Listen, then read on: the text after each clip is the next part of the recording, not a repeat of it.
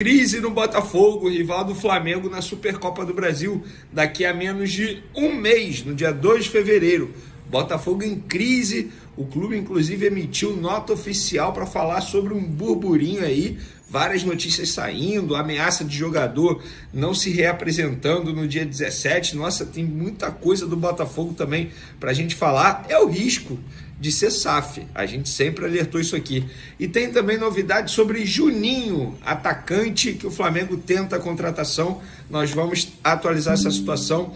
Infelizmente a informação não é boa, mas a gente pode olhar o copo meio cheio, meio vazio. Vou explicar a situação para vocês. Antes de mais nada, queria pedir para vocês se inscreverem no canal, darem o like no vídeo, ativarem a notificação e também compartilhar o vídeo com os amigos, com as amigas e ajudar o canal a crescer cada vez mais. Conto com a sua colaboração. Vamos para as informações. Eu vou começar falando do Botafogo, que emitiu um comunicado oficial, porque a imprensa que acompanha o dia a dia do Botafogo dizendo sobre atraso de pagamento de premiação, atraso de salário, e o Botafogo deixou entender que os jogadores que deixaram o Botafogo é quem está vazando esse tipo de informação. A nota é bem grande e eles disseram o seguinte: a Conmebol repassou a premiação referente ao título da Libertadores à CBF dia 20/12. Por sua vez, a entidade brasileira encaminhou ao clube o montante no dia 27 de dezembro, durante o período de recesso do staff financeiro e administrativo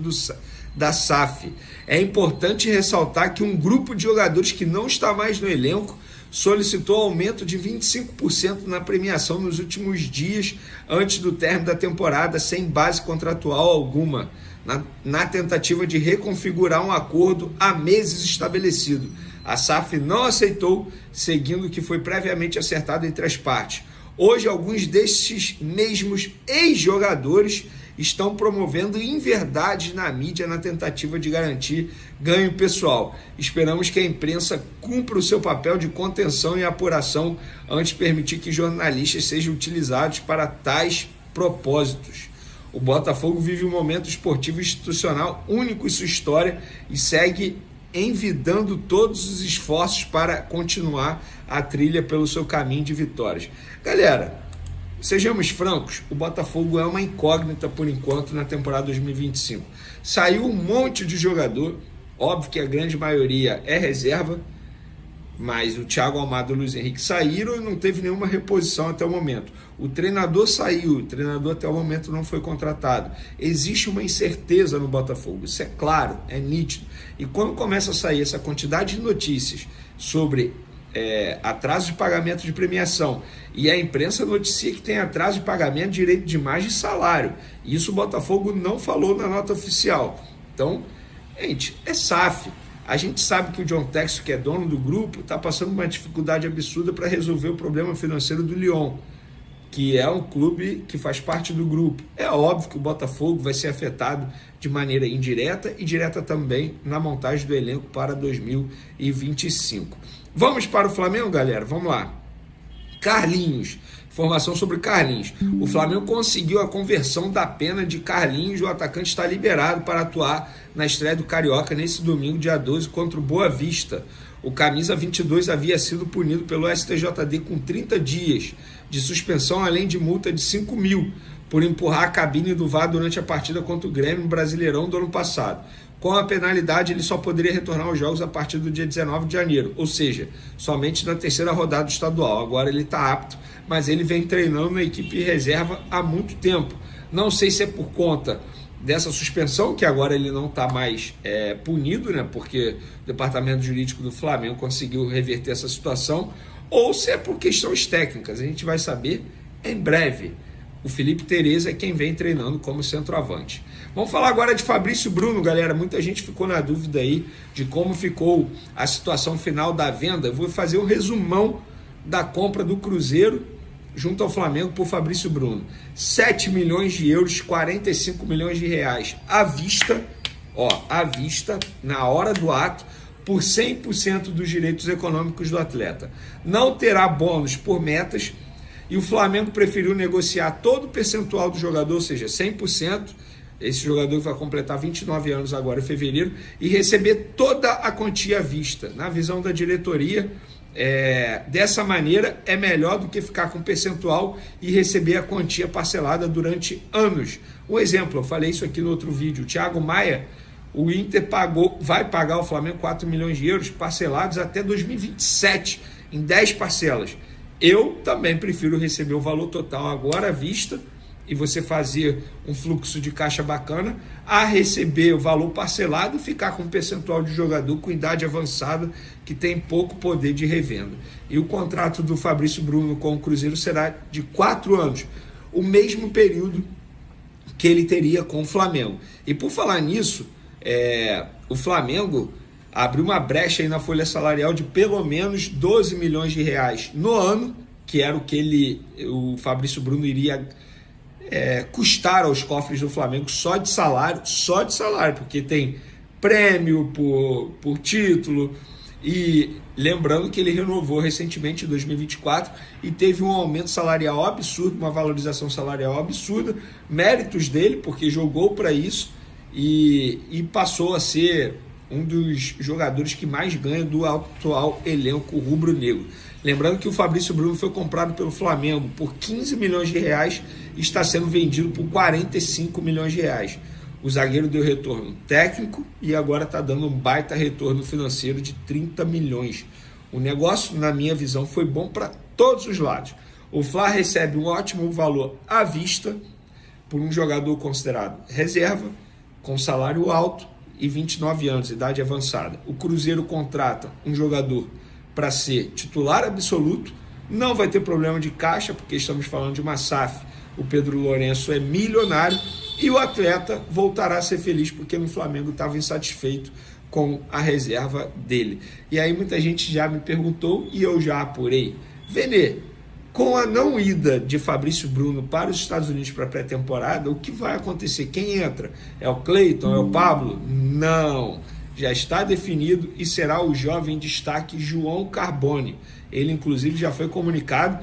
Pelo que me relataram no Flamengo, o pai dele mora nos Estados Unidos e o pai dele ficou feliz da vida porque terá a possibilidade de acompanhar de perto ali a pré-temporada do filho dele, que vai viajar com o elenco principal para os Estados Unidos nessa sexta-feira. E o Fabrício Bruno também viaja nessa sexta-feira porque ele foi liberado pelo Flamengo para realizar exames médicos. Porém, o Cruzeiro alega que ele viaja sexta para os Estados Unidos para encontrar o elenco do Cruzeiro, que está lá também nos Estados Unidos. Mas o Flamengo só vai liberar o jogador para viajar, ele foi liberado para fazer exames médicos. Para viajar para os Estados Unidos, o Flamengo só libera depois do dinheiro na conta. 7 milhões de euros na conta. Continuando no mercado da bola, atualização sobre Juninho. Vocês se recordam, o Flamengo fez a proposta oficial de 4 milhões de euros ao Karabakh para contratar o Juninho. Apurei que essa proposta é por 90% dos direitos econômicos do atleta. O Karabakh respondeu ao Flamengo dizendo que não aceita essa proposta. As negociações continuam. O Flamengo vai fazer uma contraproposta e aí a gente vai acompanhando de perto essa história. Mas o Flamengo mantém o interesse em Juninho. Não tem nada encaminhado, tem um acordo com o jogador, com os representantes do atleta, base salarial, tempo de contrato, mas falta agora chegar a um acordo com o Karabakh, que é o clube que ele detém os direitos federativos ligados e contrato também. Lembrando que esse clube iria vender o jogador para o Sevilha por 4 milhões de euros. Mas, Venê, por que para o Sevilha aceitou e para o Flamengo não vai aceitar? Se eu sou o Karabakh, eu tiro proveito dessa situação.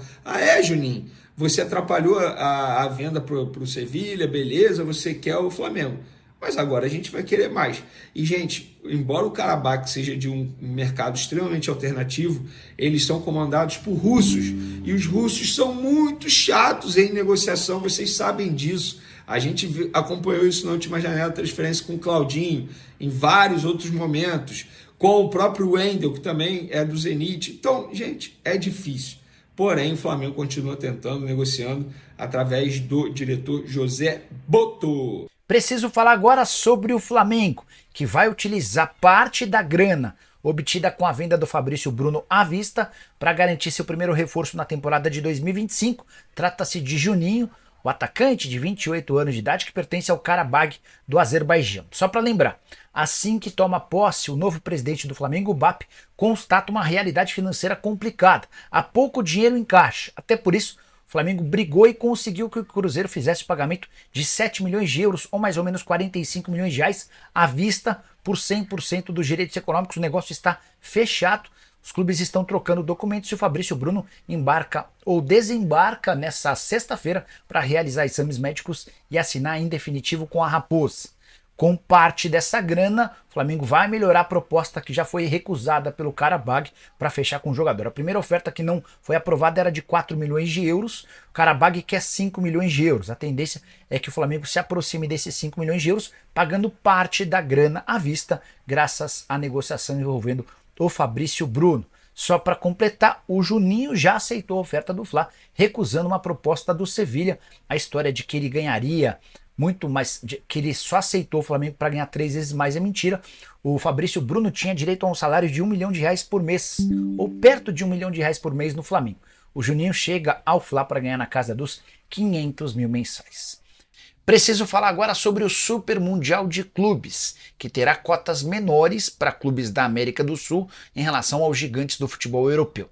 No fim do ano passado, o pessoal da ESPN chegou a publicar que todo o time participante do Super Mundial de Clubes previsto para junho e julho teria direito a uma cota de participação de 50 milhões de euros. Isso equivale a 316 milhões de reais. Um baita dinheiro que poderia transformar o futuro de Botafogo, Palmeiras, Fluminense e Flamengo, os 4 representantes brasileiros. Mas o pessoal da Trivela trouxe números diferentes.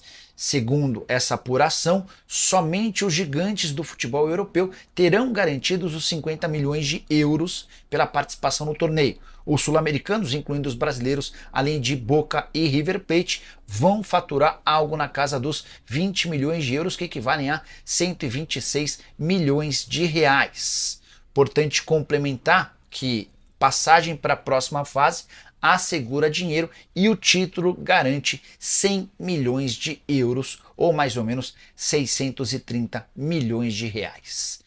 Hora de falar sobre o Flamengo com faxina e insatisfação. Primeiro, para explicar a respeito da faxina. Cerca de 40 funcionários do Flamengo foram demitidos na segunda-feira, lá no Ninho do Urubu, todos ligados ao departamento de futebol. A avaliação do BAP, o novo presidente, e do José Boto é de que havia muita gente trabalhando no clube. Essa demissão em massa quebra uma promessa que havia sido feita pelo BAP em relação a não demitir muitos funcionários. A crise causada a partir dessa demissão se dá também por conta de algumas mudanças na rotina dos jogadores. O José Luiz Runco, novo chefe do departamento médico, decidiu, entre outras coisas, cortar a presença de nutricionistas nas viagens, o que causou incômodo. Ele, inclusive, está revendo essa ideia. Outra decisão do José Luiz Runco, que irritou em especial aos jogadores, diz respeito à presença de uma mesa, onde os atletas fazem aquele fute-mesa. Essa mesa ficava próxima à área do departamento médico e ela foi retirada de lá. Os jogadores na representação nessa quarta-feira se irritaram e a mesa deve acabar voltando para o seu lugar original. Importante contar que alguns dos funcionários demitidos tinham relação muito próxima com os jogadores. Dá para dizer que a primeira experiência de José Luiz Runco de volta ao Flamengo depois de 9 anos com os atletas não foi das mais animadoras. Só para completar o noticiário rubro-negro, é importante contar que a venda de Fabrício Bruno, 7 milhões de euros à vista, faz com que o negócio com o Juninho do Karabag se torne cada vez mais próximo. O Flamengo, na oferta que fez ao Karabag, chegou a condicionar o pagamento à vista do dinheiro caso conseguisse qualquer transferência de saída de atletas com valor superior a 5 milhões de euros. A tendência é que o Juninho seja oficializado nas próximas horas. Tô de olho nessa história. O Flamengo oficializou a venda de Fabrício Bruno para o Cruzeiro por 7 milhões de euros, o equivalente a cerca de 44 milhões de reais, valor que será pago à vista. Segundo o presidente do clube, BAP, a negociação foi realizada devido ao desejo do zagueiro de deixar o rubro-negro. Na última quinta-feira, durante o evento de lançamento do Campeonato Carioca, BAP detalhou os motivos por trás da transferência e fez até uma brincadeira ao abordar a busca do Flamengo por reforços. O fluxo de caixa estava delicado. Fizemos esforços importantes entre a posse e o início do ano. Alguns parceiros, que tinham valores atrasados, foram razoáveis e nos ajudaram a superar isso. Sobre o Fabrício Bruno, foi uma combinação de fatores. O atleta manifestou claramente que não queria permanecer aqui. Ele tinha o desejo de jogar no Cruzeiro, e essa vontade é legítima. Da mesma forma, também é legítimo o valor que o Flamengo entende ser justo pelo jogador. Conseguimos chegar a um acordo bom para todos. Recebemos o pagamento à vista, o que é essencial em um ano difícil, marcado por altas taxas de juros. No fim das contas, foi positivo para o Flamengo, para o Cruzeiro e para o próprio Fabrício, explicou o BAP. Quando questionado sobre a atuação do clube no mercado de transferências, especialmente considerando a saída de Fabrício Bruno, BAP foi direto. O presidente do Flamengo é torcedor, e torcedor também quer reforços. Além disso, o dirigente comentou os primeiros dias de integração entre José Botto, o novo diretor de futebol, e o técnico Felipe Luiz. O elenco principal do Flamengo se reapresentou na última quarta-feira e segue para a pré-temporada nos Estados Unidos nesta sexta-feira. Está sendo intenso. Eles estão se entendendo muito bem, há um alinhamento total. As conversas entre nós já vinham acontecendo muito antes das eleições. Agora, estamos colocando em prática o que foi planejado nos últimos 90, 120 dias. Está tudo indo muito bem, e eu estou muito confiante, destacou o BAP.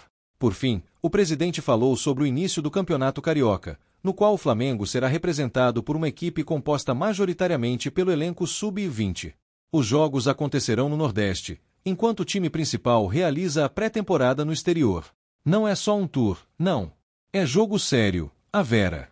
Temos muitos torcedores espalhados pelo Brasil inteiro, mais de 80% da nossa torcida está fora do Rio de Janeiro. Esse é um projeto que começamos a idealizar há algum tempo, com o objetivo de levar o Flamengo para perto de quem o acompanha de longe. Jogar para esses torcedores é sempre muito prazeroso. Tudo foi planejado com muito cuidado para garantir conforto aos atletas e, ao mesmo tempo, proporcionar alegria para a torcida, concluiu.